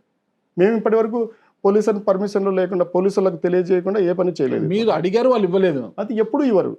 మళ్ళీ ఇవ్వకపోయినా చేయడం తప్పు కదా, అంతమంది వాళ్ళు ఎప్పుడు ఇవ్వరు. అది ప్రజలకు సంబంధించింది కాబట్టి ప్రతిపక్షంగా నా బాధ్యత. ప్రజలకు అవసరమైన FCRA వచ్చింది కాబట్టి సంతోషంతో చేసిన. అంత పెద్ద ఒక మూకగా వెళ్ళడం రోడ్లపైన. అవును, మీరు పాదయాత్ర చేసాం కదా, వాళ్ళందరికీ తెలియజేయాలి కదా, థ్యాంక్స్ చెప్పాలా, ఒకటి వచ్చింది, విజయం వచ్చిందని తెలియజేయాలి కదా మేము. ఓకే, అంటే మీరు చెప్తే తెలుసుకుంటారు ప్రజలు, అంటే తెలుసా మీ నిజంగా మీ కష్టం ప్రజలకు తెలిస్తే మీరు పాదయాత్ర చెప్పాల్సిన అవసరం లేదు కదా. అట్లా అనుకుంటే ఎట్లా? వచ్చినాక ఇప్పుడు స్వాతంత్ర దినోత్సవం ఎప్పుడో ఇప్పటికి ఎందుకు జరుపుతున్నారు అప్ప? వాళ్ళు చెప్తాను స్వాతంత్రం వస్తుంటే మరి ఇప్పుడు ఎందుకు చేస్తున్నారు? రిపబ్లిక్ డే ఇప్పుడు ఎందుకు చేస్తున్నారు? సంబరాలు అంతే. అది ప్రజల ఉద్యమం కళ్ళు మిన్నుగా అనరాక పోతున్నాయి కానీ కూడా FCRA రద్దు అయితే పట్టించుకోకుండా ఉంటే మేము వెళ్ళి దాని మీద ప్రజల పోరాటంగా ఉద్యమంగా మార్చాము. దాంట్లో శ్రమ ఉంది, దాని మీద విజయం సాధించాము. ఆ విజయాన్ని మేము ఏం చేసాము, సెలబ్రేట్ చేసుకున్నాము. సెలబ్రేట్ మీరు చేస్తేనే తెలుస్తుంది అంటే ఎప్పుడో మరి 95-75 ఏళ్ళ కిందట వచ్చిన స్వాతంత్రాన్ని ఈ రోజుకి ఎందుకు చేస్తున్నారు? రిపబ్లిక్ డేని ఈ రోజు ఎందుకు చేస్తున్నారు? FCR అని కూడా అట్లే చేశాం, సెలబ్రేట్ చేశాము. మీరు కేసులు పెట్టని అంతే, మరి మనం ఏం చేస్తాం దానికి? ఓకే, కేసులు కేశాలకు భయపడరా మీరు? అంటే నేనేం చెప్పగలను, నాకు భయం ఉండొచ్చు కానీ అవి తప్పని పరిస్థితి అయితేనే నేను చేస్తాను. ఓకే, నేను రోడ్లు ఎక్కినవి చాలా ముఖ్యమైన అంశాల మీదనే ఎప్పుడైనా రోడ్డు ఎక్కుతాను. సార్ మీరేమో బాగా కష్టపడుతున్నారు నియోజకవర్గంలో. ఇటీవల కొన్ని ఛానళ్ళలో కూడా అనంతపురం జిల్లాలో యాక్టివ్గా ఉన్న నియోజకవర్గాలు ఎవరు అనేది కూడా వచ్చాయి. సంతోషమే, బాగుంది. మరి ఎక్కడో ఏదో చిన్న అనుమానం కొడుతుంది. ఎవరికి వారు బెస్తరపల్లి జీకే కృష్ణమూర్తి అనుకుంటా, ఆయన టికెట్ నాది ఆల్రెడీ అడ్వాన్స్ పెయిడ్ అంటున్నాడు. అన్నాడా అని అందరితో చెప్తున్నాడు ఆయన. ఇక ఉమామహేశ్వర నాయుడు ఆల్రెడీ జగన్మోహన్ రెడ్డి గారు నాకు హామీ ఇచ్చారు, నాకు తోపుదుద్దు ప్రకాష్ రెడ్డి గారి అండా దండ బలంగా ఉంది, నాకు తోపుదుద్దు ప్రకాష్ రెడ్డి గారి ఆశీర్వాదము, జగన్ అన్న యొక్క మద్దతు నాకు ఉంది కాబట్టి టికెట్ నాదే అంటున్నాడు. అంటే ఎవరికి వాళ్ళు టికెట్ నాదే టికెట్, ఇంకా తిప్పేసాం, కొత్తగా తిప్పేసాం, మొన్నటి వరకు మీతో తిరిగిన తిప్పేసాం, ఇప్పుడు తిప్పేసాము, నేను ఎందుకు ఎమ్మెల్యే కాకూడదు, అప్పుడేదో పోయింది 2014లో పోయింది, ఇప్పుడు మళ్ళీ నేను ఎందుకు గెలవకూడదు, నాకేం తక్కువ అని మళ్ళీ తిప్పేసాము కూడా లైన్లోకి వచ్చాడు. ఈ ఇంతమంది ఉన్నారే, మరి ఎట్లా రంగయ్య గారు కష్టపడుతున్నారు? మీ బాసు మాట తప్పడు మడమ తిప్పాడు అని ఏమన్నా నిరూపించుకుంటాడా రంగయ్య గారి విషయంలో? ఆయన ఏమో ఈ విషయంలో ఎన్నిసార్లు ఆయన నిరూపించుకోలేదు మాట తప్పడని. మరి బెస్తరపల్లి నాగరాజు అంటే అడ్వాన్స్ పేడ్ చేసిన నేను ఇప్పుడు ఇవెంత ఉమామహేశ్వర నాయుడు పాదయాత్రలో మీ వెనకాల ఉమామహేశ్వర నాయుడు ఈ రోజు మీ అంట లేడు. అందరు ఉన్నారు కానీ ఓడిపోయిన చెప్పండి. అట్లా కాదు, ఓడిపోయిన తర్వాత కలిసి పని చేయాల్సిన టైం ఇది. ఈ టైంలో ఎవరికి వాళ్ళు చేసుకోవాల్సిన టైం కాదు ఇది, అందువల్ల కలిసి పోరాడతాం. ఏదైనా కార్యక్రమానికి మీరు పిలిస్తే తప్పితే ఉమామహేశ్వర అట్లా కాదు. అది ఏమైతుందంటే మిగతా నియోజకవర్గాలు వేరు, నాది వేరు. నేను రోజు కాలేజీకి పోయినట్టు స్కూల్కి పోయినట్టు పోతూ ఉంటాను. ఇప్పుడు కూడా విద్యార్థి నేను రోజు పోతుంటాను. నేను ఎన్నో మీకు ఇంత ముందు కూడా చెప్పినాను, గుర్తుండింటే నేను పరీక్షలకు చదువుకునే విద్యార్థిని కాదు, నేను రోజువారీ చదివే విద్యార్థిని. పరీక్షలు అప్పుడే హాల్ టికెట్ వచ్చినప్పుడే చదివేటోని కాదని నేను చెప్పినాను. నాకు వేరే వ్యాపకాలు లేవు, ఈ పని ఉంది, నేను రెగ్యులర్గా వెళ్తూ ఉంటాను. ఓకే, వాళ్ళు ఎవరికైనా రెగ్యులర్గా ఇంత ముందుగా అన్నిసార్లు రావాలంటే ఇబ్బంది కదా. మీరేమో కష్టపడి చదువుతున్నారు. పెద్ద ప్రోగ్రాంలు వచ్చినప్పుడు వాళ్ళకి చెప్తాము, మాట్లాడతాం. మాకైతే మీరు చెప్పిన వాళ్ళందరితో నాకైతే వర్కింగ్ రిలేషన్స్ ఉన్నాయి, నాకేం ఆ ఇబ్బంది లేదు. కానీ బయట అయితే అది లేదు కదా. సరే బయట అంటే నువ్వు ఏ నియోజకవర్గంలో అంటే రంగయ్య గారు బాగా కష్టపడి చదువుతున్నారు ఎగ్జామ్స్ కి, కానీ మాస్ కాపింగ్ కొట్టి మంచి మార్కులు తెచ్చుకోవడానికి వేరే స్టూడెంట్ చాలా చదువులు చదివినారు కదా మీరు కూడా, చాలా హాల్ టికెట్ నెంబరు నీకు ఇప్పుడు ఏం పని నెంబర్తో ఎగ్జామ్ రాసే ముందుకు కదా నీకు హాల్ టికెట్ పని ఉంటుంది. ఆ నెంబర్ గురించి నువ్వు ఆలోచన చేసి చదవడం మానేసి క్లాసులో పోవడం మానేస్తావా? నేనంతే, ఆ రోజు కదా అది, ఈ రోజు ఏం పని అంత నమ్మకం ఉంది. అయితే నాకు 100% నమ్మకం ఉంది. బెస్తరపల్లి పల్లెన కానీ బెస్తరపల్లి కాకపోతే బనగానపల్లి కానీ నాకేం ఇబ్బంది లేదు, నాకు ఇదే నమ్మకం నాకుంది, నా పని నేను చేసుకుంటాను. మొన్న జనవరిలో బెస్తరపల్లి జీకే కృష్ణమూర్తి జాతర ఏమో చేశాడు. వాళ్ళ ఊర్లో జాతర, మీ ఊర్లో కూడా జాతర జరుగుతుంది, మా ఊర్లో కూడా జరుగుతుంది, అంతే జాతర. అది సంతోషం, జాతర అందరూ చేసుకోవచ్చు. జాతర సందర్భంగా నియోజకవర్గ ఇన్ఛార్జిగా ఉన్న రంగయ్య గారిని పిలవడానికి వస్తే కృష్ణమూర్తిని దాదాపు గంట సేపు వెయిట్ చేసి రంగయ్య గారు అలా కిందికి దిగి అయ్యం బా నువ్వేనా కృష్ణమూర్తి అని అడిగాడంట. అది కృష్ణమూర్తికి ఎక్కడో కాలిందంట. ఆహా, నువ్వు నియోజకవర్గ ఇన్ఛార్జి మాజీ ఎంపీ అని నన్ను ఇట్లా చేస్తావా, నేను ఎమ్మెల్యే అయి చూస్తాను అనేసి పంతం పట్టుకుని కూర్చున్నాడు. పంతాలకు ప్రజాస్వామ్యంలో వీలుందప్ప, మీరు ఎప్పుడైనా పంతం పట్టచ్చు, ఎట్లయినా కావచ్చు. 1 అవర్ వెయిట్ చేయించి నువ్వేనా కృష్ణమూర్తి అని అడిగారంటే తెలియదు ఆయన ఎవరు మీకు. నువ్వేనా కృష్ణమూర్తి అని అడిగిండాను, నీ వయసు ఎంత కృష్ణమూర్తి అని అడిగింటాను, అంతనా? అంతే. అన్న అని పిలవాలా, కృష్ణమూర్తి అని పిలవాలని, సేమ్ ఏజ్ కాబట్టి కృష్ణమూర్తి అని పిలుస్తానులే నేను, అంతే. అంతేనా? బయట అయితే వేరే ప్రచారం ఉంది. సరే ఉండని, ఆయనకి ఎక్కడో కాలిందంట పాపం. నువ్వేనా కృష్ణమూర్తి అని అడిగినట్లేదు నేను, నీ వయసు ఎంత కృష్ణమూర్తి అని అడిగినట్టున్నా. నాకు కృష్ణమూర్తి పరిచయమే కదా ఇంత ముందు కూడా. ఓకే, అందువల్ల నువ్వేనా కృష్ణమూర్తి అని అడిగి నువ్వు అన్నట్టు అంత నటుండిగా చేయడానికి అవకాశం లేదు, నువ్వు నిర్మాత అయితే తప్ప. తిప్పేస్వామి మొన్నటి వరకు రంగయ్యే మా దేవుడు మా నాయకుడు అనే తిప్పేస్వామి ఇప్పుడు ఎందుకు మీకు వ్యతిరేకమయ్యాడు? వాళ్ళ తమ్ముడు గణేష్ నాయుడిని బాగా ప్రోత్సహిస్తున్నారంట, తిప్పేస్వామిని ఏదో పక్కన పెట్టేశారంట. నేను ఎవరిని పక్కన పెట్టలేదు. అవునా? ఎవరు పెట్టేదా? పెట్టాల్సిన అవసరం కూడా లేదు నాకు, అది నా పని కాదు.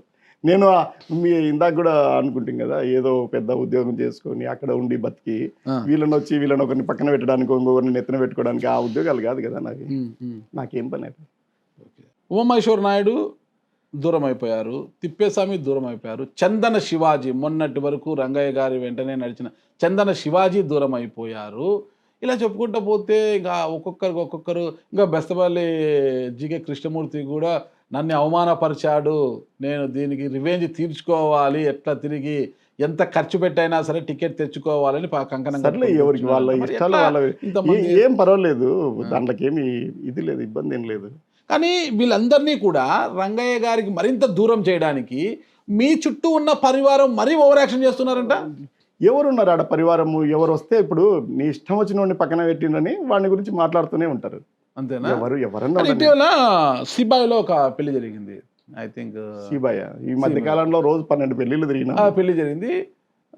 ఒంటిమిద్దె గ్రామానికి చెందిన విఆర్ఏ కుమార్తెను ఆ సిబాయి అబ్బాయికి ఇచ్చే క్రమంలో సూర్యనారాయణ, కళ్యాణదుర్గం మండల కన్వీనర్ సూర్యనారాయణ పెళ్లి కుమారుడు తండ్రికి ఫోన్ చేసి, నువ్వు ఉమామహేశ్వర నాయుడిని పెళ్ళికి పిలవద్దు, తిప్పేస్వామిని పెళ్ళికి పిలవద్దు, కృష్ణమూర్తిని పెళ్ళికి పిలవద్దు, చందన శివాజీని పెళ్ళికి పిలవద్దు అని అల్టిమేటం జారీ చేశాడంట.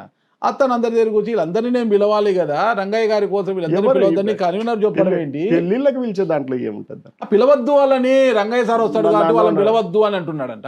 అంటే వీళ్ళందరినీ మీకు దూరం చేసే ప్రక్రియ వాళ్ళు ఏమన్నా చేతపట్టారా? తెలియదు, అది అట్లా ఏం చేసే అవకాశాలు లేవు. ఆ రోజు కూడా నేను పోయి వచ్చిన, ఏదో పెళ్లి ఒక రోజు 12 కూడా అయింది, ఒక రోజు 2 గంటలకు కూడా తిరుగుతున్నాం పెళ్లిళ్ళకి. ఎవరు చెప్తారు? ఎవరన్నా అట్లా చెప్తారా? ఒకవేళ అట్లా మీ మండల కన్వీనర్ సూర్యనారాయణ చెప్పాడంట. చెప్తే అడుగుదాము, ఎవరు చెప్పారు ఆయన? మళ్ళీ నేను ఆయనతో కూడా మాట్లాడుతాను. ఫోన్ చేసి మరీ చెప్పాడంట పెళ్లి కుమారుడు తండ్రి వాళ్ళందరినీ పిలవకూడదు. ఎవరు చెప్పినా తప్పట్ల, అట్లా అట్లా చెప్పకూడదు, తప్పు కదా అది. అది ఎందుకంటే రాజకీయాల్లో ఎవరి ప్రయత్నాలు వాళ్ళు ఉంటాయి. తప్పు నారాజు, తప్పును తప్పే చెప్తాను అంతే, తప్పును తప్పుగానే చెప్తారనమాట. ఇప్పుడు నాకు తెలిసి ఇప్పుడు మీకు సెట్టూరు జెడ్పీటీసీ ఉన్నాడు, ఏమో అందుకో సైలెంట్ అయ్యాడంట. బ్రహ్మసముద్రము జెడ్పీటీసీ పార్టీ మారాడు, ఓకేనా. ఇక కుందుర్పు జెడ్పీటీసీ చనిపోయాడు, అదొక అది. ఇంకా కంబదూరు జెడ్పీటీసీ పరిస్థితి ఏంటి? ఉన్నారు అందరూ కూడా, ఊరికే ఉన్నారంతే. రంగయ్య గారు వెంట లేరు కదా అని అంటున్నారు. ఏం నారాజు? ఇప్పుడు పాదయాత్రకు వచ్చి అప్పుడు కూడా చెప్పిన, పాదయాత్ర టైంలో కూడా రావట్లేదంటే నేను చెప్పాను, నా కెపాసిటీ ఎంత, రోజు 1500-2000 మందికి భోజనం పెట్టే కెపాసిటీ. నేను 6-7 మంది వస్తే ఏం చేయాలా? రాత్రి పడుకునేడానికి వస్తే ఆ ఊర్లో 100 మందికి 150 మందికి అంటే ఏర్పాటు చేయలేని పని. 600-700 మంది వస్తే ఏం చేయాలా? ఇప్పుడు బిఎల్ఏలకు పోతాము, 800 మంది వచ్చి కూర్చున్నారు అనుకో, నువ్వు ఎట్లా ట్రైనింగ్ ఇస్తావు? రోజు వస్తుండాలా? ఏం పది రోజు వస్తుండాలనా? అది రోజు జనాలు కనిపిస్తుండాలనా? ఒక్కొక్క ప్రోగ్రామ్ కనిపిస్తారు. ఇప్పుడు నువ్వు చెప్పిన చాలా పేర్లు మొన్న కూడా కలిసి ఒకవైపు తిప్పేస్వామి, రెండో వైపు ఉమా కలిసే భోజనం చేస్తాం. 3-4 రోజులు కూడా కాలేదు, అదే సూరి దాంట్లోనే, అదే గృహప్రవేశంలో. ఇట్లా ఎన్నిసార్లు మేము కలుస్తాం, కడుపులో కత్తులు పెట్టుకొని గట్ల కౌగిలించుకుంటాం. అరే మా మధ్యలో అంత ఏముంటది? ఇప్పుడు రాజకీయాల్లో అట్లా కాదు, ఇంకోటి పదవి వ్యామోహం, ఎమ్మెల్యే టికెట్. రాజకీయాల్లోకి ఎవరైనా ఎందుకు వస్తారు? టికెట్ తెచ్చుకోవడం, చట్టసభలకు దాంట్లో ఏముంటది? దాన్ని అంత సీరియస్ తీసుకు ప్రతి ఒక్కరు ప్రయత్నం చేస్తారు కదా, ఏముంటది దాంట్లో? అది అంత ఇప్పుడు ఆ ఒక్క నియోజకవర్గం అదేమన్నా ప్రత్యేక మాటల? మిగతా అన్ని నియోజకవర్గాల్లో మూల విరాట్ ఒక్కడే ఉన్నాడా? దేవుడు లైన్లోకి పోయినా కూడా మూల విరాట్ ఒక్కడే ఉండడు. మళ్ళీ అమ్మవారు, ఆంజనేయ స్వామి, విఘ్నేశ్వరుడితోనో స్టార్ట్ చేస్తాము. ప్రజాస్వామ్యం, దేవుళ్ళ దగ్గరే ప్రజాస్వామ్యం ఉన్నప్పుడు ఇక నాయకుల దగ్గర ఎందుకు ఉండదు? ఉంటారు, వాళ్ళు నాయకులే, మనం నాయకులమే. కానీ మూల విరాట్ ఒకరు ఉంటారు. ఆంజనేయ స్వామి దేవాలయానికి పోతే గణేశుడు కనపడా నీకు? మీ పార్టీ గురించి ఒక అంశం అడుగుతా, చెప్తారా? నా పరిధిలో ఉంటే చెప్తాను. మీ పరిధిలో అంటే మీరు ఎంపీగా కూడా పనిచేసేది. చేసినానులే పరిధి. మీకు బీజేపీకి అక్రమ సంబంధం ఉంది, మీ వైఎస్ఆర్ కాంగ్రెస్ పార్టీకి బీజేపీకి. టీడీపీదేమో సక్రమమైన సంబంధము, మీది అక్రమ సంబంధం అని బయట ఆరోపణలు. ఏం ఆరోపణలు? ఏమి అంత అక్రమంగా ఏం చేసినా? జనసేన అధిపతి, రాష్ట్ర ఉప ముఖ్యమంత్రి పవన్ కళ్యాణ్, మంత్రి నాదెళ్ల మనోహర్ అమిత్ షాని కలిసినప్పుడు, కేంద్ర మంత్రి అమిత్ షాని కలిసినప్పుడు జగన్మోహన్ రెడ్డి అరెస్ట్ విషయమే మాట్లాడితే, జగన్ను అరెస్ట్ చేసే పరిస్థితే లేదు, జగన్ మాకు శాశ్వత మిత్రుడు, చంద్రబాబు నాయుడు తాత్కాలిక మిత్రుడు. ఏమి జగన్మోహన్ రెడ్డి మాకు గతంలో చాలా హెల్ప్ చేశాడు తన ఎంపీల ద్వారా, మేము అతను అరెస్ట్ చేసే పరిస్థితి, మీరు కూడా మారండి, మీ ఆలోచనలు మార్చుకోండి అనే విధంగా హితబోధ చేసి పంపించారు. ఏదో వాళ్ళ ముగ్గురు మధ్యలో ఏమి ఎగ్జాక్ట్ గా సందర్భం ఏం జరిగిందో, ఏ మాట వచ్చిందో మనం వింటూ ఉన్నాం. దాంట్లో ఎట్లా చెప్పగలం? దాన్ని అంచనా కాదు. అదే విషయాన్ని జనసేన కోర్ మీటింగ్ లో నాదెళ్ల మనోహర్ గారు రివీల్ చేశారంట. ఇలా అన్నారు, అన్ని కూడా అంట అనే విషయాల మీద మనం నేనేమంటాను అంటున్నా. మరి ఎక్కడ క్వశ్చన్ మార్కులు కూడా లేకోకుండా ప్రధాన పత్రికలలో వచ్చాయి. అదే విషయాన్ని శంకులో పోసిన తీర్థమవుతుంది కదా మీకు. ఇప్పుడు అదే విషయాన్ని మీ పత్రికలో, స్వయాన మీ సాక్షి పత్రికలో కూడా రాశారండి. వండి వార్చారు. దాంట్లో కూడా చాలా అందంగా రాశారన్నమాట. ఒక డిబేట్లో నాగేశ్వరరావు ఇలా అన్నాడు, చూసా చంద్రబాబు నాయుడిని కేంద్రం కూడా నమ్మడం లేదు, ఇతను అట్లంట ఎట్లంట అనేది. మీ పేపరే రాసింది అంటే మీ అక్రమ సంబంధం గురించి. అట్లా కాదు, అది రెగ్యులర్ గా రోజువారీ నడుస్తున్న వ్యవహారాల మీద ఆయన చెప్పిన మాట కదా. రోజువారీ వ్యవహారాలు కాదు, అంతే కదా. జగన్మోహన్ రెడ్డి అరెస్ట్ అంశం గురించి మాట్లాడిన విషయం అది. అదే వాళ్ళిద్దరు పోయి కలిసినప్పుడు వాళ్ళు ముగ్గురు మాట్లాడుకున్న మాట కదా. అదే మళ్ళీ అది పత్రికలు మాట్లాడినారు రాశాయి అంటే అంటే ఆ పత్రికలు ఆ విషయాన్ని రాశాయి అంటే వారి ధర్మం, అది వాళ్ళు రాస్తారు ఖచ్చితంగా. కానీ మీ ధర్మం ఏంటి అంటే మా వైసీపీకి బీజేపీకి అక్రమ సంబంధం ఉంది, పైనకేమో ఒక రకము లోపల ఒక రకమని. ఇప్పుడు 28 రాష్ట్రాలలో ఈ రాజకీయం లేదు, ఒక్క ఆంధ్రప్రదేశ్లోనే అది. రాష్ట్రంలో ఏమో ఎంపీలు అధికార పక్షం ప్రతిపక్షంలా ఉంటారు, కేంద్రంకి పోయేసరికి ఒకటే పక్షమే, అంతా వేరే పక్షం ఉండదు దీనికి. అందరూ ఒకటే పార్టీకే, అందరూ ఎన్డీఏకే మద్దతు ఇస్తారు, మీరైనా వాళ్ళైనా. ఇదేమి రాజకీయ పోకడ మాకు అర్థం కాదు. ఇదే తరహాలోనే ఈ రోజుకి మీరు మన మహిళా బిల్లు విషయంలో అయితేనేమి, డీలిమిటేషన్ల విషయంలో అయితే మీ పార్టీ ఎంపీలు వాళ్ళకే తానా అంటే తందానా అన్నారు మీరు. అసలు మహిళా బిల్లు విషయంలో మళ్ళా అమెండ్మెంట్ చేయాల్సిన అవసరం లేదని వీళ్ళు అడుగుతుంటే, సవరణలు అవసరం లేదంటే వాళ్ళకి తందానా కొట్టింది మీ ఎంపీలు. మీ ఎంపీలు ఈ రోజు వచ్చేసి మహిళా బిల్లు ఎప్పుడైంది? 23లో అయింది. నోటిఫికేషన్ ఎప్పుడు ఇచ్చినారు? తర్వాత కదా ఆ రోజు రాత్రి, ముందు రాత్రి ఇచ్చారు. అదే చెప్పేది, ముందు రోజు అంటే ఆ రోజు ఇచ్చారు, తర్వాత ఇచ్చారు అది. కానీ ఆ రోజు జరిగిపోయిందని మళ్ళీ సవరణ ఎందుకు? సరే, అవి చాలా నేను చెప్తున్నాను కదా, వాళ్ళ ముగ్గురులో ఏం జరిగింది, వాళ్ళు ఏం మాట్లాడుకున్నారో దాని మీద నేనేం కామెంట్ చేయమంటాను. క్వశ్చన్ మార్క్ లేకోకుండా, ఆశ్చర్యార్థకాలు లేకోకుండా పత్రికలో వార్త రాసి అది ఖచ్చితంగా జరిగితేనే రాస్తారు, లేకపోతే క్వశ్చన్ ఎవరు వీళ్ళు చూసినారా? అది ఎట్లా తెలుస్తుంది? మీ పత్రిక మళ్ళీ చూసిందా? మీ పత్రిక ఎట్లా రాసింది? ఏ పత్రిక అయినా కానీ కూడా నేను ఏమంటానంటే, వాళ్ళ ముగ్గురు మీద కలిసిన దాని మీద నేనేం మాట్లాడమంటావా అని అడుగుతున్నా. ఒక పార్టీ ఎంపీ మీరు, నియోజకవర్గ సమన్వయకర్త మీరు. కరెక్టే, నేను నా పరిధిలో ఉండే అంశాల మీద నేను కూలంకషంగా నిక్కర్సగా చెప్పగలుగుతాను. అవి పెద్ద అంశాల మీద వాళ్ళు చెప్పే వాళ్ళు రెస్పాండ్ అయ్యే వాళ్ళు అవుతారు. ఎందుకంటే ఆడ ముగ్గురు మధ్యలో ఏం జరిగిందో నాకెట్లా తెలుస్తుంది? దాని మీద నేనేం మాట్లాడమంటావు? ఇప్పుడు నేనేమైనా కామెంటేటర్ అనుకో, ఒక ఏదన్నా ఇట్లా ప్రొఫెసర్ నాగేశ్వరరావు గారు లాగానో ఇంకొకరి లాగానో విశ్లేషకుడిని అయితే నా అభిప్రాయం దాని మీద చెప్పను. నేను దాని మీద నా అభిప్రాయాన్ని వెలిబుచ్చాల్సిన అవసరం లేదు, నేను అన్ని ఫాలో అవ్వాల్సిన అవసరం కూడా లేదు కదా. నాకు ఇచ్చిన సిలబస్ వరకు నేను చదువుకుంటే. అంటే మైనార్టీలను మభ్య పెట్టడానికి వైఎస్ జగన్మోహన్ రెడ్డి ఒక నాటకం ఆడుతున్నాడు. ఈ ఆడ మైనారిటీలు వాళ్ళంతా నిక్కచ్చిగా సెక్యులరం వైపు ఉండినారు, వాళ్ళందరూ బీజేపీకే కదా ఇక్కడ కూడా వేసినారు ఓట్లు. దాని గురించి మనం ఏం మాట్లాడుకుంటాం? ఇప్పుడు మనం అన్ని చోట్ల చూసాం కదా, వాళ్ళు మెజారిటీ ఉన్న చోట్ల కూడా ఎక్కడ ఓట్లు ఉన్నాయో తెలిసింది కదా. కాలం మారింది, వాళ్ళ పరిస్థితులు అట్లా ఉన్నాయి. మనం దాని గురించి ఏం మాట్లాడతాము? అసలు మీకు ప్రకాష్ రెడ్డి గారికి ఏంటి గ్యాప్? నాకేం గ్యాప్ లేదే, మేము ఎప్పుడు కొట్లాడుకున్నది కూడా లేదే, మాట కూడా అనుకున్నది. గతంలో ఒక ఎమ్మెల్సీ ఎంపిక విషయంలో మీరు ఇద్దరు అది ఏముంటది, ఆయన ఒక అభిప్రాయం ఉంటుంది, నేను ఒక అభిప్రాయం ఉంటుంది, మాకేం మాట్లాడేది ఏం లేదు, ఎప్పుడు ఏం లేదు, కూల్గా చాలా కూల్. ఏముంటుంది ఆయన మీద నాకు? ఇప్పుడు డీలిమిటేషన్ అంశానికి బ్రేక్ పడింది, మళ్ళీ డీలిమిటేషన్ జరిగి నియోజకవర్గాలు పెరిగితే కర్నూలు నియోజకవర్గంలో కూడా పెరుగుతాయి కదా, మీరు మళ్ళీ మీ సొంత జిల్లాకి వెళ్ళిపోతారా?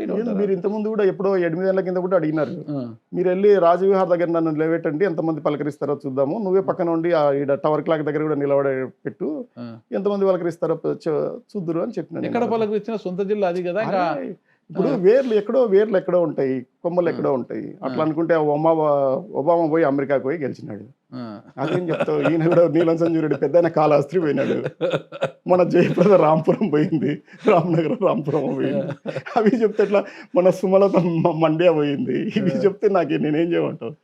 నేను ఆ ఊర్లో నేను ఎప్పుడన్నా, నాకు ఉన్నది నాగరాజు గారు, మీ ద్వారా జనానికి కూడా చెప్పేది ఏంటంటే, నాకు ఏదన్నా ఉంది, పాస్పోర్ట్ కానీ వీసా కానీ ఉందంటే అది పీడీ రంగయ్య లేదా కమిషనర్ రంగయ్య ఉద్యోగం. నాకు ఉద్యోగం ద్వారా తప్ప నాకు జనాలతో పరిచయాలు లేవు. నేను మా జిల్లాలో ఎప్పుడు ఏ ఉద్యోగం చేయలేదు. నాకున్న పరిచయాలు నా ఇంట్లో నా క్లాస్మేట్స్, నా ఊరు తప్ప అక్కడ నాకేం లేదు. కళ్యాణదుర్గం నియోజకవర్గంలో గత 4 నెలల క్రితంతో పోల్చుకుంటే రంగయ్య గారిలో వేగం తగ్గింది అంటున్నారు అనమాట. అంటే ఎందుకు వేగం తగ్గింది అంటే, చేద్దాం, మొన్నటి వరకు కార్యక్రమాలను చేశాం కదా, చిన్న పనులు ఉంటాయి, ఆడ పనులు ఉన్నాయి. రాత్రి 2 అవుతుంటే, నిన్న రాత్రి కూడా 9:30 అవుతాయి. ఎప్పుడు పోతున్నాను, ఎప్పుడు వస్తున్నాను వాళ్ళు చూసాను. అలా ఇంకేం వేగం పెంచమంటావు? త్వరలో స్థానిక సంస్థల ఎన్నికలు, అందుకనే మేము దాని మీద దృష్టి పెట్టాము, పని చేసుకుంటూ ఉన్నాం అంతే. అంటే పోలింగ్ బూత్ స్థాయిలో మాట్లాడుతున్నారు, గ్రామ స్థాయి నాయకుల్ని గట్టిగా పట్టుకొని ఈ రోజుకి ఉషాశ్రీ చరణ్కి సంబంధించిన అనుచరులు వాళ్ళంతా ఇప్పటికీ ఆడ ఉన్నారు, వాళ్ళందరినీ కూడా దగ్గర చేర్చుకోవాలి. ఎవరన్నా ఉంటే జగన్ మనసులే ఉన్నారు, ఇంకొకరికి మనసులు ఉన్నారంటే అది నాకు తెలియదు. నేను జగన్ సార్ పార్టీలో ఉన్నాను, జగన్ సార్ దాన్ని బట్టి జెండా బట్టి పోతాం మేము, దాని గురించి ఇష్యూ లేదు. అంతేకాకుండా నేను ఒక్కనే అన్ని చేయాల్సిన అవసరం లేదు, చాలామంది చాలా పనులు చేస్తారు. ఓకే. చెరువులకు నీళ్లు తీసుకొని వచ్చే పని పిఏబిఆర్ నుంచి అది ఎప్పుడు ఉంటుంది ఎజెండాలో. ఓకే. ఉంది కదా. మరి ఆ విషయమే ఎమ్మెల్యే సురేంద్ర బాబు గారు బడిబడిగా అడుగులేస్తున్నారు. చెరువులకు నేనా? నీళ్లు తీసుకురావడానికి ఆయన గట్టిగా నేను ఇంతకుముందు కూడా చెప్పినాను, మీరు వస్తే చేస్తారంటే నేను మీకు చెప్పినాను, మళ్ళీ మీ వీడియో చూసుకోవచ్చు. నేను ఎందుకంటే ఖాళీగా ఉన్నప్పుడల్లా మీ వీడియో చూస్తుంటాను, నేను నాకు గుర్తుంది.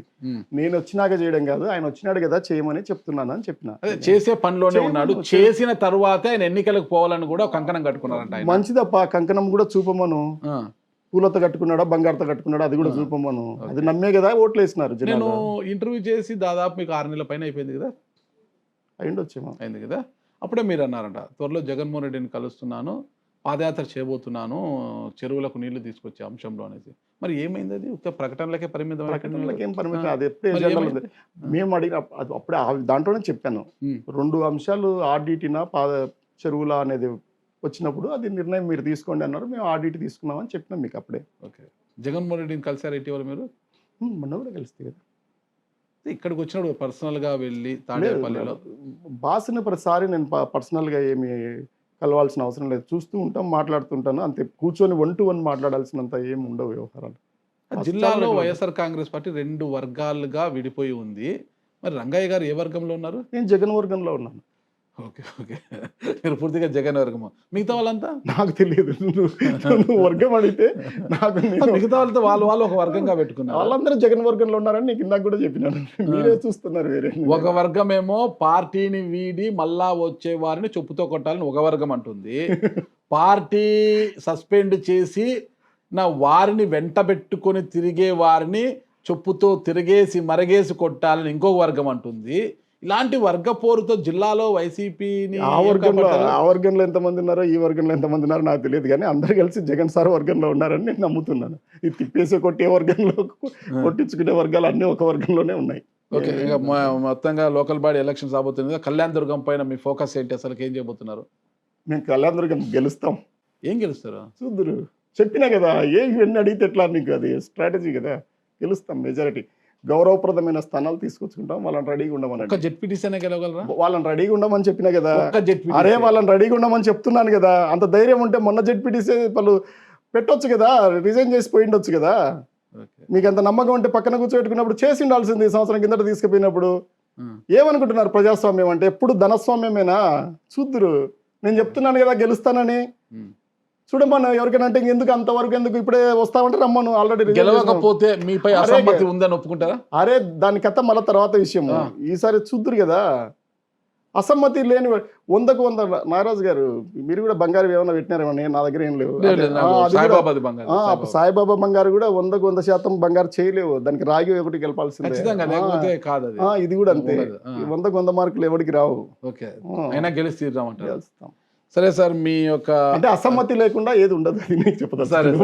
100కు 100% అసమ్మతి లేకుండా ఎక్కడ వీలు పడదు. అది ఇల్లు అయినా, ఆఫీస్ అయినా, సమాజం అయినా ఎంత కొంత అసంతృప్తి ఉంటుంది. అప్పుడే జీవితం ఉంటుంది. ఒక ప్రతిపక్ష నాయకుడిగానో ప్రత్యర్థిగానో కాకోకుండా అమ్మినేని సురేంద్రబాబు గారి పనితీరు మీద నిజాయితీగా చెప్పండి, ఎలా ఉంది? అది ఇక ప్రజలు బాగా నమ్మించాడు ప్రజల్ని. చాలా చేస్తాడని అనుకున్నారు. ఈ ఒక్కసారికి మనోడిని, మనకు పరిచయం ఉన్నవాడు కూడా సరే రంగయ్య సార్కి ఒక్కసారికి, జగన్ సార్కి ఒక్కసారికి ఓటు వేయకపోయినా పర్వాలేదు, ఈయన బాగు చేస్తాడు అనుకున్నారు. ఏం బాగు చేస్తాడు? రోడ్లు వేస్తున్నాడు బాగా. మన ఇద్దరం కలిసిపోదాం రా. చెరువులకు నీళ్లు పాత్ర పోషించాడు. పరిస్థితి బాగాలేదు, అన్ని రోడ్లు వేస్తాడని నేను కూడా చెప్పట్లేదు. కనీసం ఆయన వేస్తానని పసుపు జెండా పెట్టుకొని తిరిగింటాడు కదా, పెట్టి స్టార్ట్ చేస్తున్నామని నువ్వు వచ్చి ఆపేంత వరకు అవన్నీ వేసినాడేమో చూడము. పోయింటారు, ఇంక ఇప్పుడు చేస్తాం, పట్టుకున్నారు మమ్మల్ని ఎలక్షన్ కమిషన్ అని వింటారు కదా, అవన్నీ అయినా ఏమో చూడము. చాలు. నేను కూడా అంత ఇంప్రాక్టికల్గా లేను. ఆయనకు కూడా అప్పుడప్పుడు చెప్తుంటాడు ఆయన, నేను పనిచేస్తుంటే అడ్డుకుంటున్నారు, బాబు నేను ఎవ్వరు అడ్డుకోరు, అగ్గిపుల్ల కూడా అడ్డం వేయనని చెప్పినాను. మళ్ళీ దాటిపోయేటప్పుడు ఏమన్నా నీ ప్యాంట్కి అంటుకుంటుందేమో, నేను భయపడిపోతామేమో, అగ్గిపుల్ల కూడా వేయను, కట్టెపుల్ల కదా, అగ్గిపుల్ల కూడా అడ్డం వేయను, నువ్వు చెయ్యి అని చెప్తున్నాను నేను. ఆయన చేయమను. కనీసం ఇప్పుడు వెళ్దాం రా, బీరు ఎక్కువ దొరుకుతుందో నీరు ఎక్కువ దొరుకుతుందో చూద్దాం. మంచినీళ్ళయ్యా, అవి చూద్దాం రా. ఆడపిల్లలు ఫ్యాక్టరీ ఉందా ఏమన్నా? ఏముందో తెలియదు ప్రతి మరి ఊర్లో. మీరు ఎక్కువ దొరుకుతుంది, నీళ్ళు ఎక్కువ దొరుకుతుంటే మరి అంత దారుణంగా లేదు, అంత దారుణంగా విమర్శిస్తారేంటి మీరు? అంత దారుణంగా. మీరు ఫ్యాక్టరీలు ఉన్నాడు ఏమన్నా? ఇప్పుడు నువ్వేమన్నా పని లేకపోతే నువ్వు నాతో రావచ్చు కదా, నీళ్ళు చూద్దాం. ఏ ఊర్లో ఏ కిరాణా షాప్లో నీకు మీ వాడిని పంపి నీ శిష్యుడిని, ఒక్కొక్క ఊర్లో చెప్తాను, నేను లిస్ట్ ఇస్తాను, 10-12 షాపుల్లో తక్కువ దొరుకుతాయి అడుగు, బెల్ట్ షాపుల్లో. దానికి ఒక 30-40 రూపాయలు తక్కువ అడిగితే ఇవ్వు. ఎవడు తీసుకుంటున్నాడు డబ్బంతా? కార్మికులది, కర్షకులది, ఆటో డ్రైవర్లది. ఏంది అది దరిద్ర బతుకు? ఏమనంటే ఇందాక కూడా నువ్వు అంటివి కదా, ఎక్కడ సురేంద్రబాబు ఆస్తి, ఎక్కడ నీ ఆస్తి అని ఇంత కోపం వస్తుంది. మరి ఊరికి అంటేనే మరి చేసే పనులేంది? అంత ఆస్తిపరుడు, అంత ఉండాల్సింటే బతకాల్సిన బతికేంది? అన్నీ ఆయనకు తెలిసి చేస్తాయా? తెలియకపోతే ఆపమను. మరి మీ అనుచరుడు కూడా మీకు తెలియకుండా చెప్పాడు కదా అతనికి. దానివల్ల ఏం నష్టం? సిబాయి గోపాల్కి అది ఏం చెప్పినాడో మళ్ళీ నేను సిబాయి గోపాల్కి ఫోన్ చేసి సూర్యనారాయణ అడగండి, విచారించి అడుగుతాను. నువ్వు చెప్పినావు కాబట్టి. కానీ నా అనుచరుడు బాటిల్ మీద 30 రూపాయలు తీసుకోవట్లేదు, అది తీసుకొచ్చి నాకు ఇవ్వట్లేదు. పెళ్లికి రాస్తే నువ్వే అంటారు, నాకు నష్టం అది. నా అనుచరుడు వల్ల నాకు నష్టం అది. నా అనుచరుడు వల్ల లాభం, ఆయన అనుచరుడు వల్ల ఆయనకు లాభాలు. నేను ఎన్నోసార్లు చెప్పినాను, జిరాఫీ లాగా పెద్దగా మెడ ఇచ్చినారు, పైన తినండి అయ్యా అని, గొర్రెల్లాగా కిందికి రాకండి అని చెప్తున్నా. ఊర్లో ఎక్కడన్నా 4-5 లక్షలు మీకున్నట్లనే మెడ వాళ్ళకు ఉంది కదా, వాళ్ళకైనా వెరైటీ ఉందా మెడ? 4 లక్షలు 5 లక్షల కాంట్రాక్టర్ది కూడా ఇది ఉంటుంది. నేను ఎప్పుడు కాంట్రాక్టర్ పనులు చేసి ఎవడి చేసిన అని చెప్పు. ఊర్లో ఉండేటివన్నీ కాంట్రాక్టర్లు మీరే చేస్తున్నారు. ఇప్పటికీ మంచినీళ్ళు లేవు. ఇంకా ఘోరం ఏంటంటే, మీరు ఎట్టుకునే ఆ క్యూరింగ్ చేసే నీళ్ళు కూడా నేను వేసిన బోర్ల నీళ్ళ నుంచే మీరు పోయి క్యూరింగ్ చేస్తారు. అది కూడా అడ్డుకోలే నేను. అరే నేను మంచినీళ్ళకి ఇచ్చినాను, మీరు క్యూరింగ్కి ఎందుకు తీసుకుపోతారు ఆ నీళ్ళని కూడా నేను అనలే. కావాలంటే చూపిస్తాను, 10ల సంఖ్యలో తీసుకుపోయినారు, 1-2 కాదు. కాదండి, మీకున్న మెడనే మెడ పక్కన పెట్టు. అవును, పెద్ద కాంట్రాక్టర్ కదా, పెద్ద పైన ఇచ్చినాడు. నువ్వు ఏదో 400 కోట్లు ఇప్పుడు ఇది వేసినావు, గుత్తి రోడ్ వేసినావు, లేదా టవర్ క్లాక్ దగ్గర పెద్దది పంగల్ రోడ్ నుంచి వేసినావు. ఇది నీకు నీ స్థాయికి తగినట్టుంది. మీరిద్దరు కలిసి తిరిగి కదా రాత్రిళ్ళు లైట్లు పెట్టుకొని చట్టపట్టాలు వేసుకొని స్థలం దొరకలేదండి. ఏడాదిలో ఆ ఫ్లైఓవర్ ని అంత క్వాలిటీతో పూర్తి చేశారు కాబట్టి అది బాధ్యత. అది ప్రజల సొమ్ము. అది ఎన్ని జోబులో ఇచ్చినావా? అసలు ఇచ్చినందుకు మీ మీద పెట్టాలా కేసు? ఆడవై మీద ఇంటర్వ్యూలు చేసినందుకు మరి మాకు నష్టం కదా. ఫ్లైఓవర్ పూర్తి చేసి అనతి కాలంలో ఇంకా దానికి గుర్తుగా చేశాము. కక్కుర్తి పడ్డాడు, నాసిరకంగా చేసినాడు అని ఎక్కడ రికార్డ్ అవ్వదు. ఏ కాంట్రాక్టర్ కూడా అయిందంటే రికవరీకి వస్తుంది. అంటే అన్ని క్వాలిటీ ఉన్నాయనే రాస్తారు. అర్థమవుతుందా? అట్లా చెప్పడానికి లేదు. 10 రూపాయలు కక్కుర్తి, 10 రూపాయలు నాసిరకం అన్న ఎవరన్నా రికార్డు చేయమని చూద్దాం. 10 రూపాయలు కడతాడో లేదో, అట్లా చేయడానికి లేదు నాగరాజు గారు.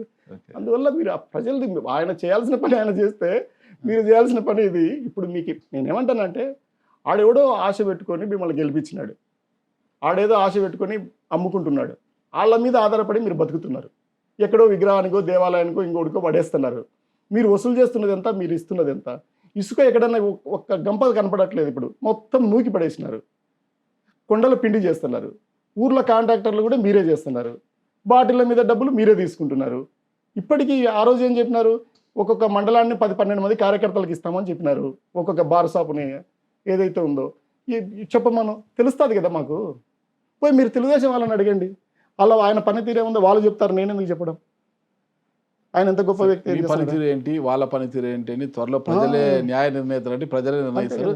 అంతవరకు వెయిట్ చేయండి. ఫైనల్గా ఒకటే, ముందు నుంచి కూడా రంగయ్య గారికి ఎంపీ అంటేనే చాలా ఇష్టం. పెద్దల సభకు పోలా, పార్లమెంటులో ఉండాలా, పార్లమెంటులో నేను ఓడిపోయి కానీ ఎమ్మెల్యేగా ఏం లేదు, నేను ఓడిపోయి బయటికి పోవడం నాకు ఇష్టం లేదు. నేను అక్కడే ఉండాలనుకుంటున్నాను. నేను ఆ విషయం కూడా చెప్పినాను.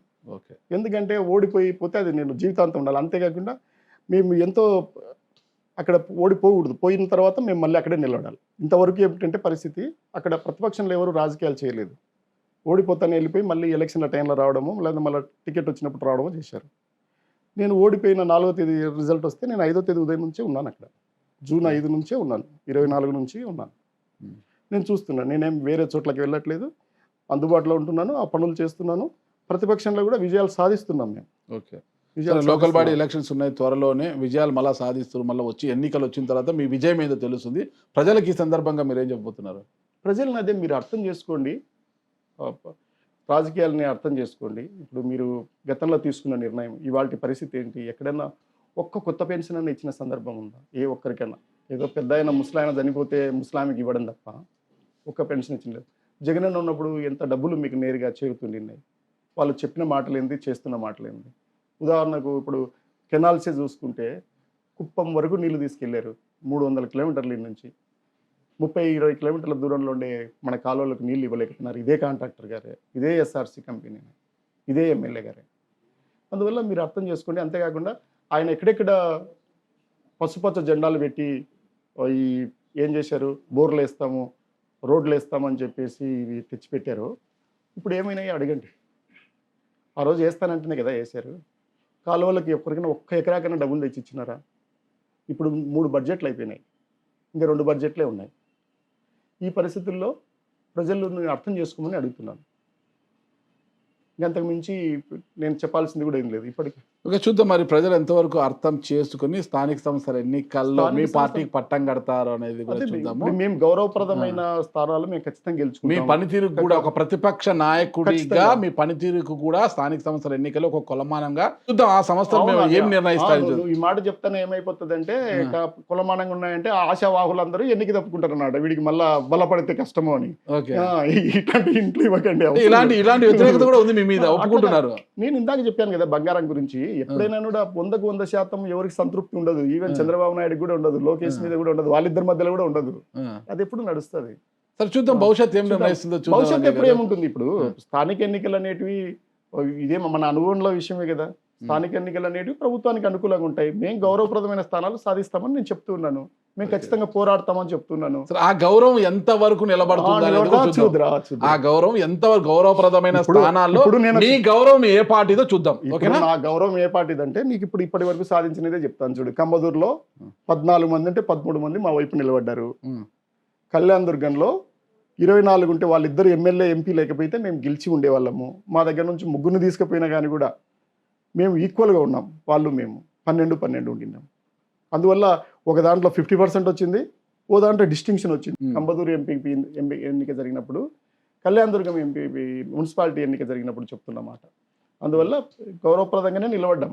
చూద్దాం భవిష్యత్తులో మీ గౌరవం ఏ పార్టీది ఎంతవరకు నిలబడుతుందని చూద్దాం. అంతవరకు పోరాడతాం, కలుపుకుపోతాం, నిలబడతాం, గట్టి పోటీ ఇస్తాం. పోరాడితే పోయేదేముంది, సంఖ్యలు తప్ప. కాదు FCRA వచ్చినట్టు వస్తుంది అంతే.